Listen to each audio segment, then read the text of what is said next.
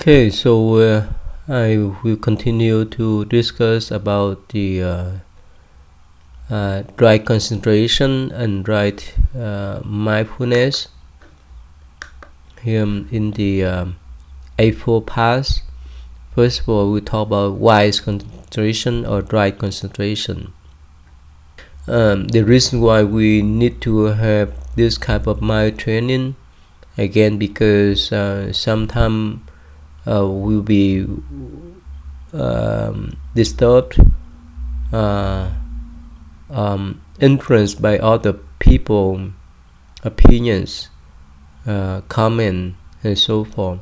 For example, let's say if you have right intention to give food to the homeless people, but somehow some of your friends say, "Wow, why do you need to waste your money in food to those people? Why don't you use that money in food for yourself and your families instead of giving to the stranger?" With that kind of suggestion, if you're not formed with your mind that you want to help those unfortunate people, has been homeless people, uh, you may change your mind. You may have second thought. Oh, probably it's right for me to use the food and the money for myself and for my family members instead of those poor people. But if you really concentrate in your mind, if you really understand what you're supposed to do, that even they are stranger but they need help, when you give food and drink to them, at least you um, make them happy for that noon times or for that day. If we fill up their belly, they would not go to sleep with empty stomach. So at least you understand that because of loving kindness and compassion toward those poor people, you step out to give your food to them. No matter what an other say. Uh, so because you have strong determination. If somehow you don't have strong determination, somehow you have frustration in your mind, it's easy for you to be convinced and influenced by those comments. So that's why my concentration or my training of wise concentration is so important, to be demanded, to be confident in yourself that you know doing those things is be good for you and for others. You bring the happiness to other people.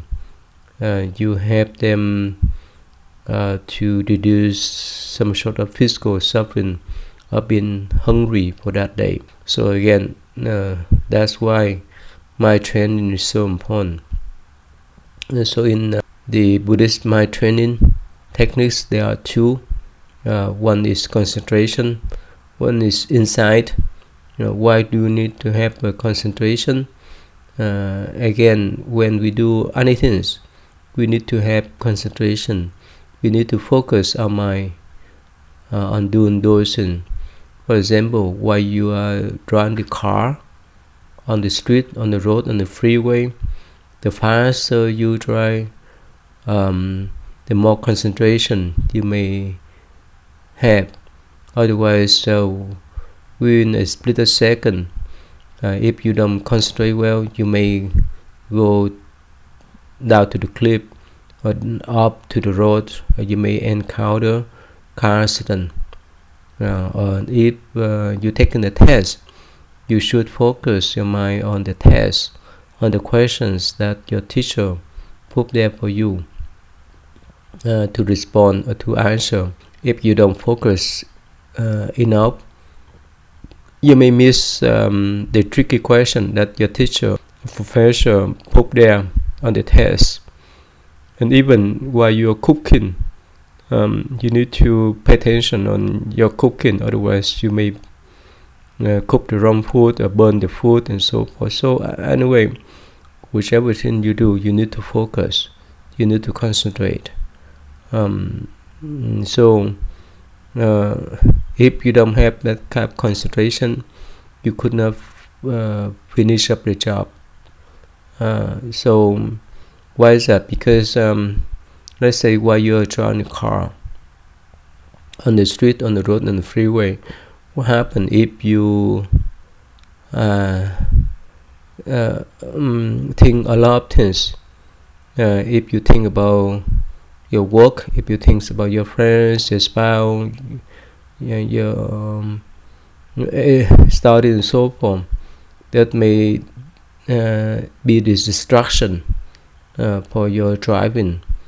And if some car cut up in front of your cars, you may encounter cars easily because you don't pay attention much about driving. So that's why in our mind, if we don't have some type of mind training, it's easy for us to be confused, to be distracted. So that's why we need to train our mind to refocus. It's like you use the microscope. You want to see materials, the small material there. If you don't refocus the lens, you could not see them well. So there's meditation that helps you to refocus your mind.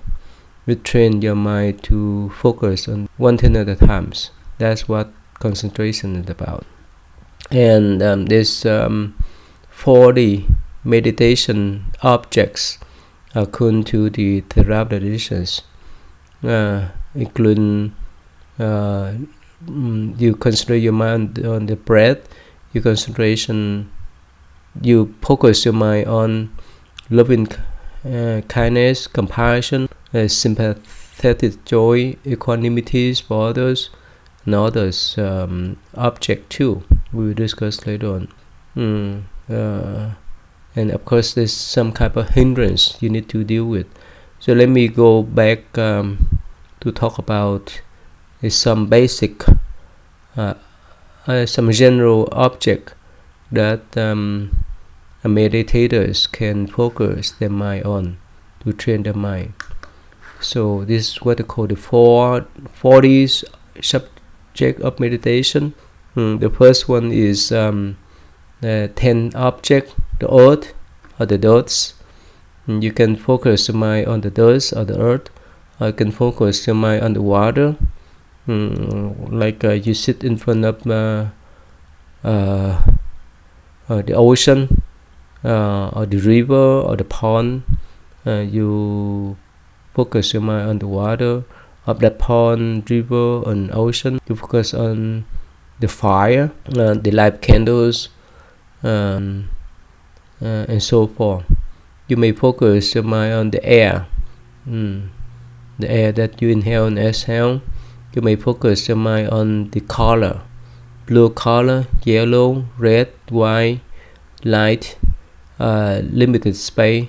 So from blue, yellow, red, white, light, you focus your mind on those colors, so that it will train your mind to refocus.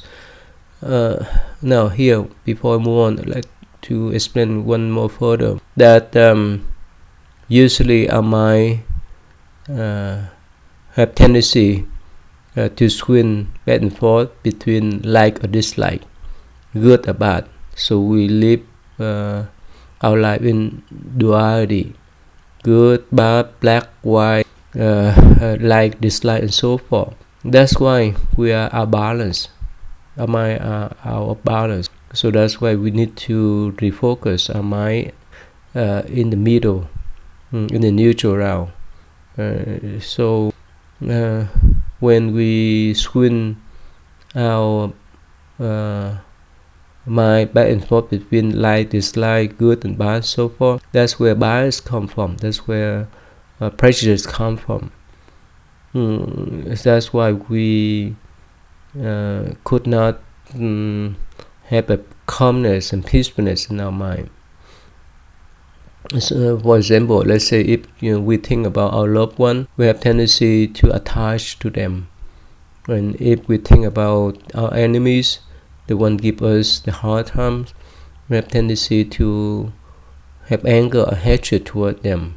So with that kind of hatred and attachment, we are balanced. And that's why the Buddha say these are the poison of the mind. So in choosing the subject of meditation, we need to choose the one that would not instigate or trigger our attachment or hatred, because attachment and hatred is like two poles, two opposite poles. Let's put it this way: if we love someone else but they don't like us, we swing to the other side. We hate them, and so forth. That's why we need to choose the neutral object to refocus our mind, to train our mind to stay still, to stay calm. And that's why when we pick up the object like earth, water and fire or air, they would not trigger any hatred or any attachment within our mind, even the color. So they are neutral object for us to focus. So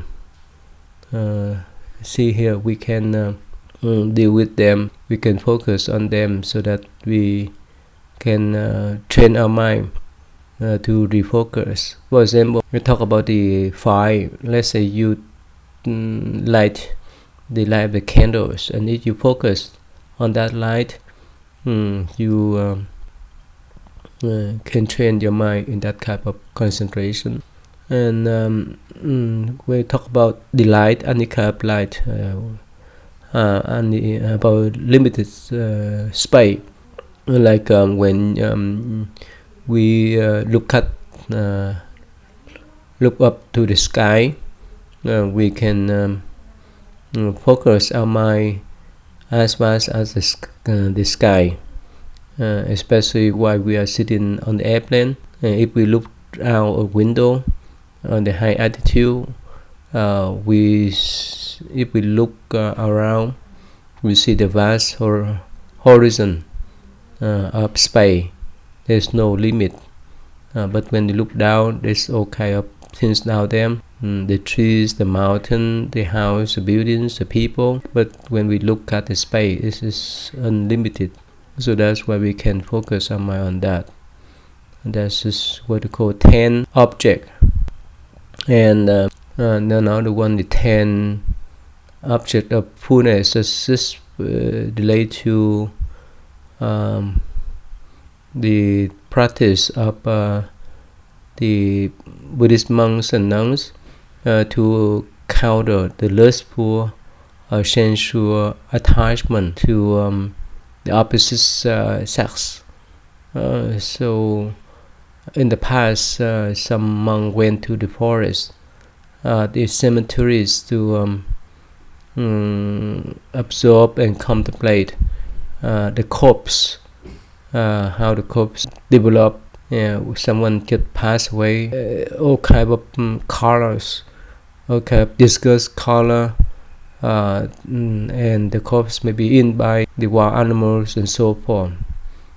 So the object is to reduce the sensual lust by gaining the clear perception of the nature of the bodies right after someone passed away.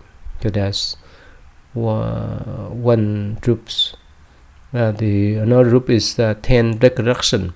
We have recollection about Buddha for the Buddhist, Dhamma, Sangha for the Buddhist, the they can have this kind of recollection about the virtue of the Buddha, the teaching has been the Dharma, and the Sangha has been the monastic communities that guide us to do to practice meditation or follow Buddhism.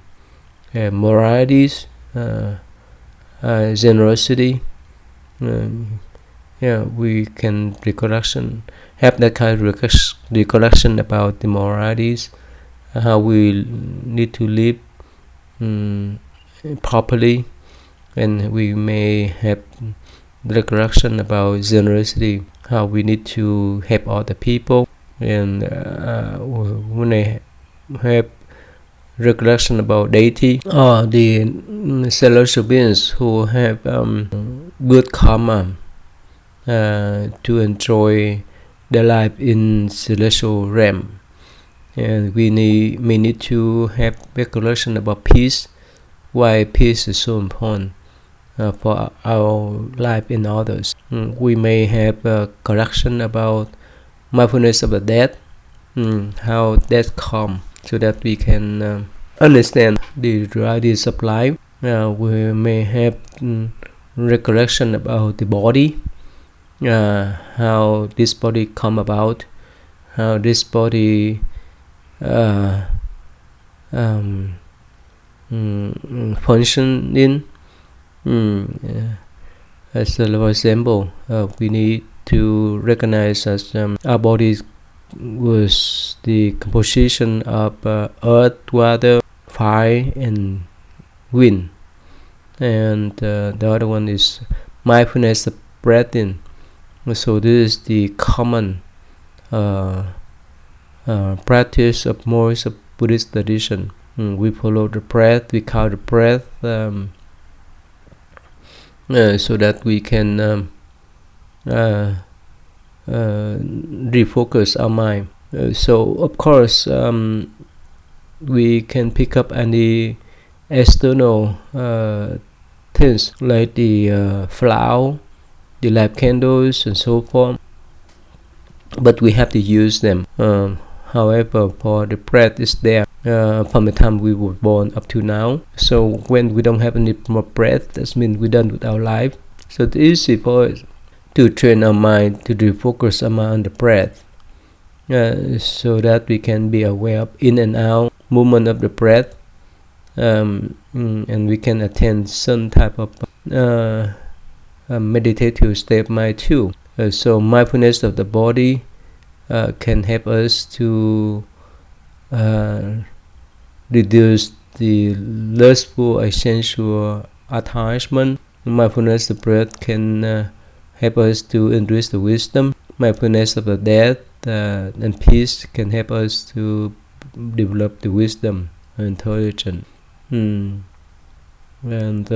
from declaration to Dharma, Buddha, Sangha, morality, generosity, and deities, and that's related to our faith. We have direction about the sublime qualities of the Buddha, Dharma, and Sangha, and also we have the reflection about the virtue on the deities in heaven, so that we can follow their model. Okay, so these are the 10 recollection. And the next group is 4 sublime qualities of loving kindness, compassion, sympathetic joy, equanimity, so that we can encounter irritation, anger. So these are the sublime qualities that Buddhists can develop.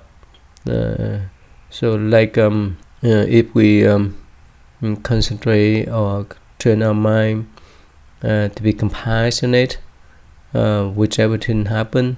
For example, when we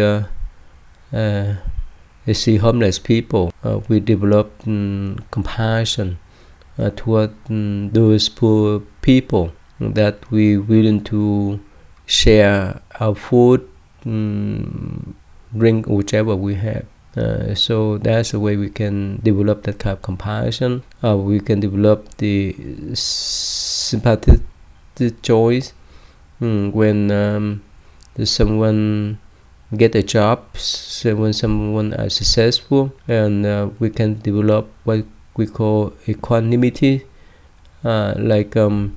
We can recognize even now they are homeless, but if they have a chance, they can find the jobs and they may be successful later on. And we know there's some billionaires, they were homeless before, but because of their effort, they could change their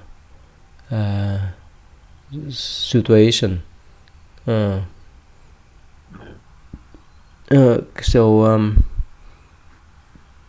The other one, the next one is for in material state, the base of boundless space, the base of boundless consciousness, the base of nothingness, the base of neither perception nor non-perception. Is it help us to attain the immaterial state of mind. Since we don't have time, so we just go briefly over about this thing. And another one is one perception of food. So we can have the reflection about the repulsive aspects of nutrition, how we digest the food, how the digestive process of the food that we put into our stomach, into our body, how our body dispose the human waste and so forth. And the other one is one analysis of four elements of our bodies. The solid part, that means the earth, is the body. The water elements of the body is the fluid, the blood, the marrow, and so forth. The fire elements of the body is the heat, and the air elements of the body is the breath, vital energy, life. So these are the 40 object of meditation. So depend upon our skill and which we can focus on one of them at a time, so that we can train our mind. It's like the way we sharpen the knife, so that after meditation we can apply in our daily life. For example, while we are sitting in meditation, we focus on the breath, and with that kind of concentration, we build up the habitual patterns of concentration. So that's why when we drive in the car, it's easy for us to focus on driving, because we build up that kind of habitual pattern already. So that's the benefit of refocusing our mind or training our mind. So the next one I want to talk is what we call the vipassana. We'll come back to the 5 hindrances later on.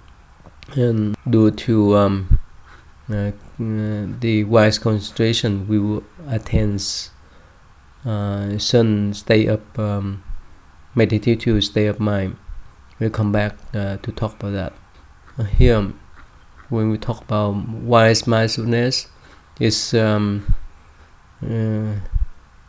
me explain to you what we call mindfulness, or what we call the vipassana. So samatha, this means concentration, tranquility or calmness of the mind. Vipassana means see things as the way they are, without being covered by any attachment or aversion. So just bare awareness, nothing else. Like when you see the flower, we just see the flower as the way it is. If we analyze, this is the red flower, the rose flower, and that is the underdog thinking. We would not see it in the pure sense, in the bare sense. So vipassana, that means look at things in different way, examine things in different way. So V is meant by different ways, and Pasana been looking at, examine. So there's many ways for us to see things as the way they are, like we discussed before on the right understanding. We need to recognize anicca, this means impermanence. We need to realize and penetrate the characteristics of impermanence, to see as the way they are. Dukkha, the suffering. Vipassana, see the truth of suffering by ourselves without any kind of analyzing. And the other one is anicca, that means penetrate and realizing the true nature of having no self or soul. So that's what vipassana is about. The vipassana also different from samatha, that means concentration or tranquility or calmness, in the way that whichever we do, we pay attention on them. Let's say when we walking, we just know we are walking. When we are eating, we know that we are eating. When we sitting, we know what we are sitting. When we cooking, we know that we are cooking. So whichever thing we do, we recognize. That's called vipassana. That's called insight meditation. Okay, so let me stop here today, and I will come back to discuss other topic later on. Okay.